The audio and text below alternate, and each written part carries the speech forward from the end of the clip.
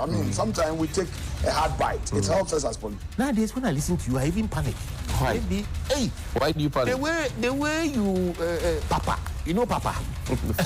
Figuratively, he bites as hard as he can. Okay. And of course, when he puts his fangs into you, you certainly feel it. I think it pricks. Watch Johnny's bite. Johnny's Bite. Johnny's Bite on Sunrise. Johnny's Bite. Johnny's Bite on Sunrise. You know, I've watched you. Sometimes our people disagree with you, but I mean, I understand some of your approach. I mean, sometimes we take a hard bite. It helps us as politicians. Nowadays, when I listen to you, I even panic. Why? Maybe, hey, Why do you panic? the way you, Papa, you know Papa. Figuratively, he bites as hard as he can. Okay. And of course, when he puts his fangs into you, you certainly feel it. I think it pricks. Watch Johnny's bite.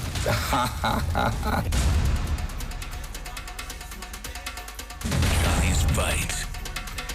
Johnny's Bite on Sunrise. Johnny's Bite.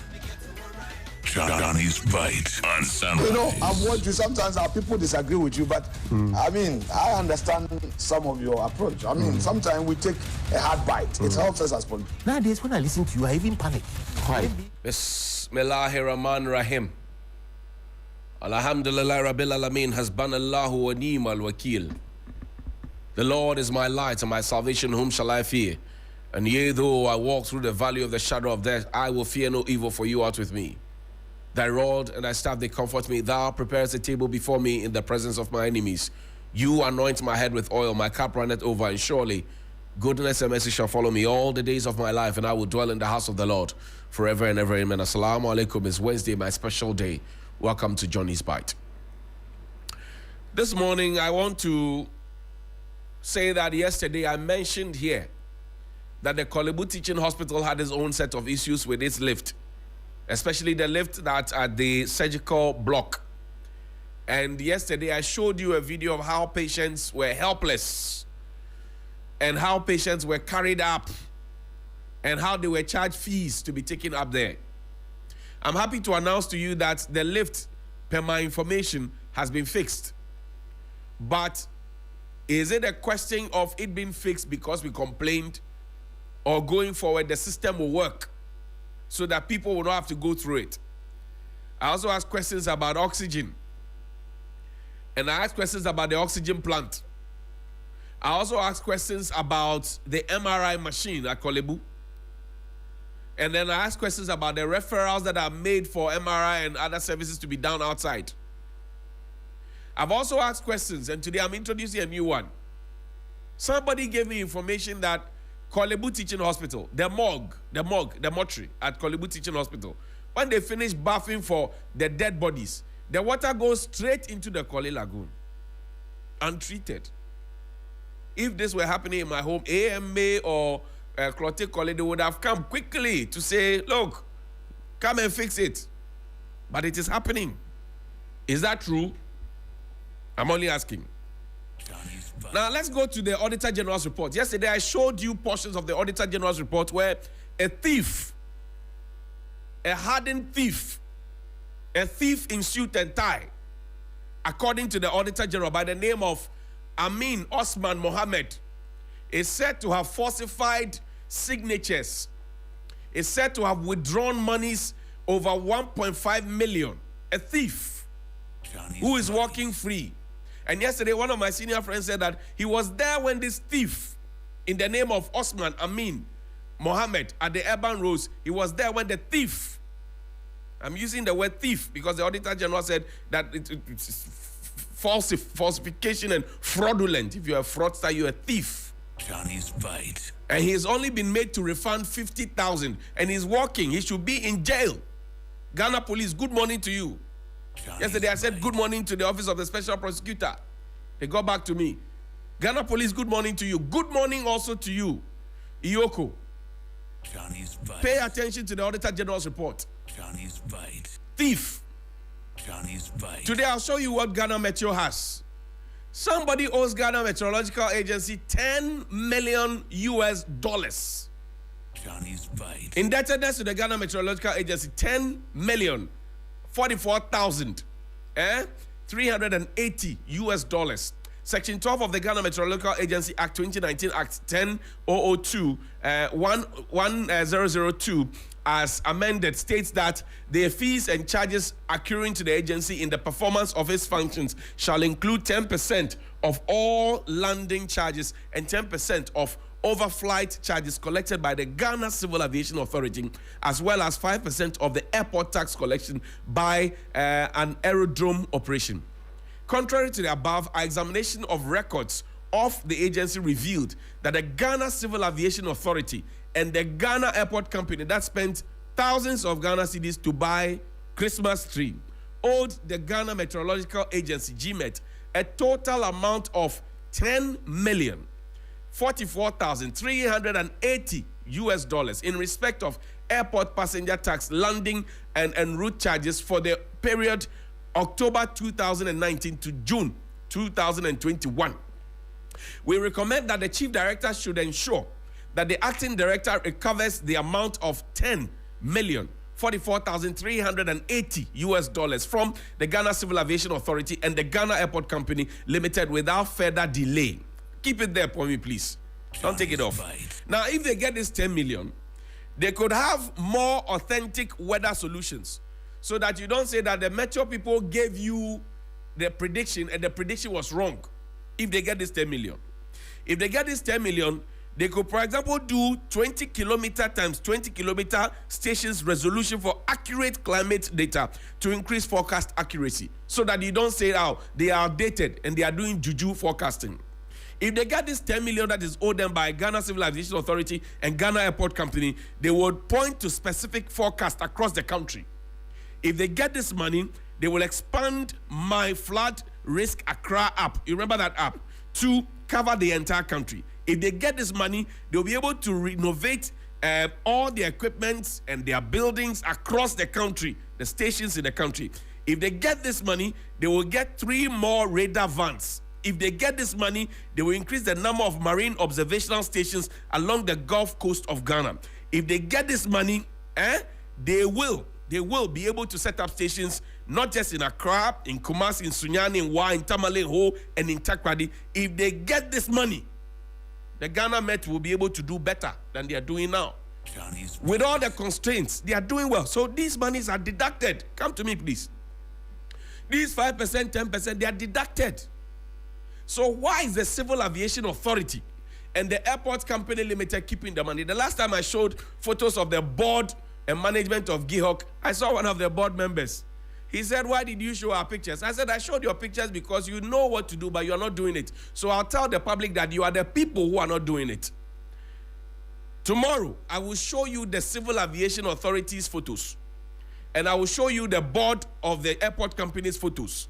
Tomorrow, I will show you the people who are owing Ghana Meteorological Agency who have refused to pay them. I will show you their photos because the monies have already been deducted. So why are they keeping the money? Same airport, same civil aviation, they owed EC. EC had to come and disconnect before monies were paid. So pay them their money. How difficult is that one? This is in the Auditor General's report. It's not Johnny Hughes saying it. Now, we have gone to the IMF. Right? We have gone to the IMF. We are looking for 3 billion US dollars. We have gotten 600 million US dollars so far. Is that not so? Fantastic. Now, let's go on a year-on-year analysis of the Auditor General's report. You just pull any of the documents for me. Any of the documents. Now, look at this one. A summary of findings and recommendations presented in Table 1 is the financial impact of these irregularities according to their type. Now, for this year, the year 2022, as of December 2022, this is what the Auditor General said.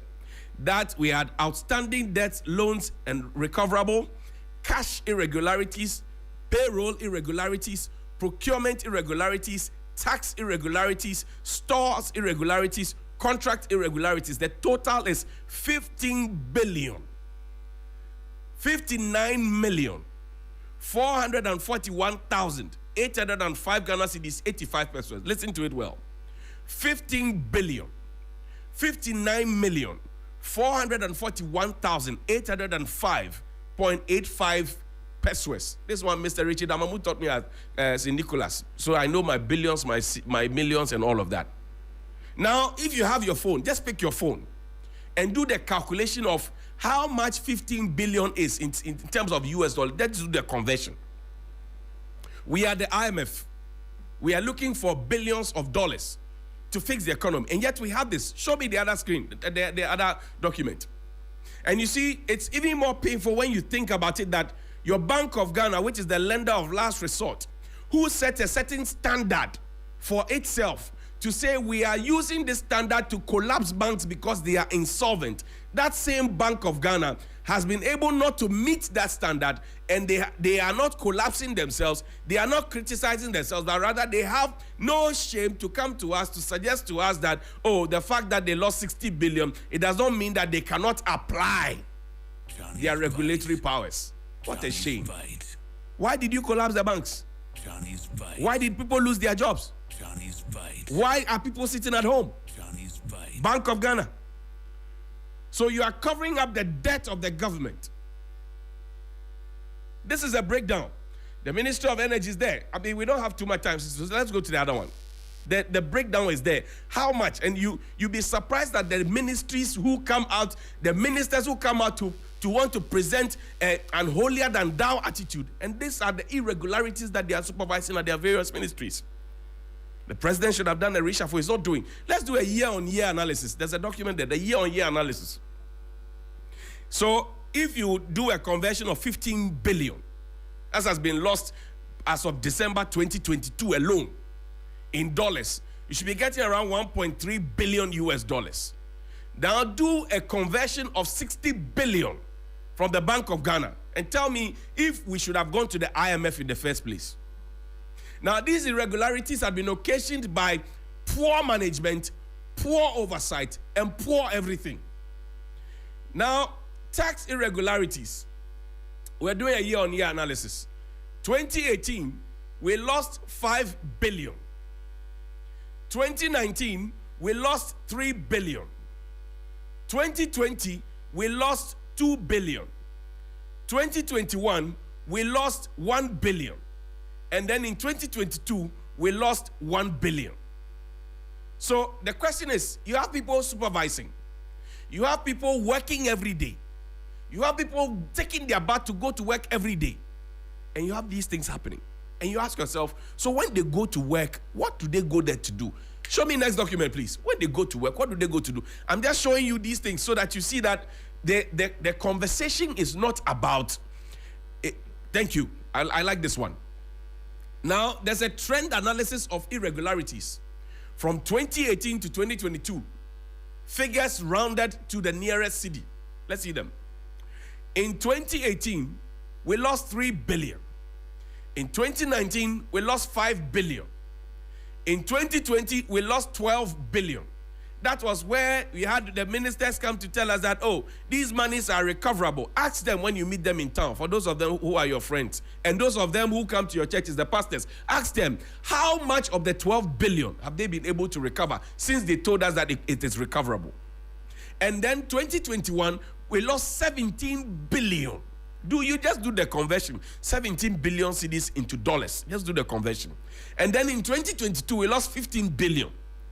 So now the conversation is that if we have all these monies, and these monies are being supervised by the middle class, again, the middle class is also part of our problem. The middle class manage this. The technocrats supervise this. And then the politicians supervise the technocrats and the middle class. If we are losing all these monies and we do the conversion, we would see that we didn't need to go to the IMF.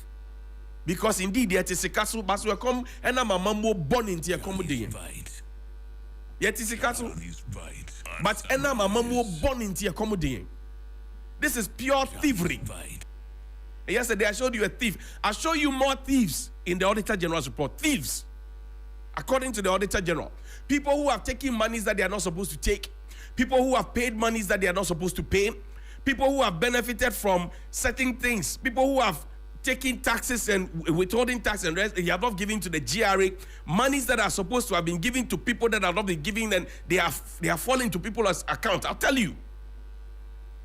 But for us to have contract irregularities, tax irregularities, payment irregularities, this irregularity, that irregularity, we have up to 50 billion. The previous year, 17 billion. When did we decide that we were going to the IMF? And when did we decide that, COVID, Russia, Ukraine had come into the picture? We started that COVID, Russia, Ukraine after COVID, right? In 2019, we were told that the economy was doing very well. Show me, if in 2019 the economy was doing very well, we're losing up to 12 billion, then the economy was really not doing well. How could you be losing 12 billion of the taxpayers' money and still tell the people that you are doing well? And that people are not punished for it. What hurt me yesterday, I showed you. Somebody took 1.5 million of our money. Do you know how long it will take for you to work to get 1.5 million? This person took 1.5 million. He has only been made to pay 5 million, 50,000. And he's walking around. He should be in jail. And all those with him, there's also a Joy Tete, who is also in cahoot with him. He should also be in jail. If we begin to jail people, we always will blame the politicians. But the technocrats and the middle class, the woman at Makola Market, she has no business with tax irregularities, payment irregularities, contract irregularities, and whatever irregularity, procurement irregularities. Right? The middle class. This morning, they will wear their suit and tie. By 3 o'clock, they will not even wait for 4 o'clock. They will leave and go home. As for Fridays, by 12, they have knocked off. When they go for lunch break, sometimes they don't even return. They are the ones supervising over your 50 billion loss. But they are the first to go on strike. They are the first to demand for salary increment. They are the first to call the politicians thieves. But they themselves, this morning, some of them are stealing from the state. So we need to focus on the middle class as well. We will blame the politicians because they fail in their supervisory role. But the middle class who work these things up, the accountants, the auditors, the what have you, all those people, plus the technocrats. As for me, I'm here. I'm checking my time. And I'm sticking within the time to say that you're calling the nation to wake up. Johnny's Bite. The nation has to wake up. If you put together what Bank of Ghana lost, and you put together what has been stolen from us in terms of the losses that I've just showed you, if you put it together and do a conversion, we wouldn't need 3 billion for IMF with all the conditionalities that are attached to it. Because now people are in pain, people are in hardship. People are in pain. So what are we really doing? Is there leadership in this country? Is there love for nation in this country? Is there patriotism in this country? And you see, you could be talking to somebody right now, the next moment, the person is texting you with +44. You could be having a conversation with the person right now, you go and eat a banku at Asabia, the next time the person is texting you with +44. Because the person is leaving. And people are leaving in droves, and we are sitting down and watching, and as it says, everything is okay. What is wrong with us? Good morning. Papa. You know, Papa.